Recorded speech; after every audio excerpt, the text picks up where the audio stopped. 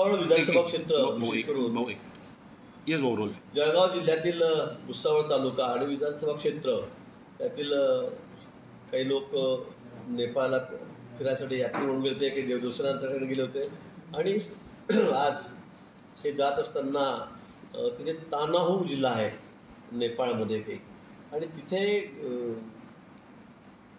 जाताना डोंगरावरच जावं लागतं, खूप कर्व आहे, वळण रस्ता आहे आणि तिथे बस जी उत्तर प्रदेशवरून त्यांनी घेतलेली होती ती बस पूर्ण त्या दरीमध्ये कोसळली. खाली नदी, तिचा फ्लो खूप तीव्र आहे तिचा प्रवाह, आणि त्या नदीमध्ये ही बस गेली आणि तिथे खूप लोक जखमी झालेत. काही अजून 4 लोक तिथे मिसिंग आहेत. 9 लोकांना आता हॉस्पिटल करण्यात आलेलं आहे. 12 लोकांना मिलिटरी तिथून काढलेलं उचललं, दुसरीकडे शिफ्ट केलेलं आहे आणि 18 लोकांच्या बाबतीमध्ये अजून काहीतरी शंका आहे.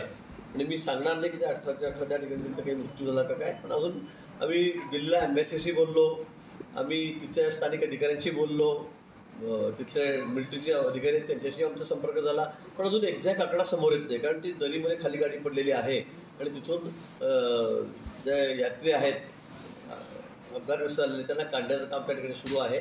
पण आमचा संपर्क त्यांच्याशी आहे. तिथे कुणीतरी गेलं पाहिजे आपल्याकडून, पण तिथे सगळे एन्जॉर्ड आहेत.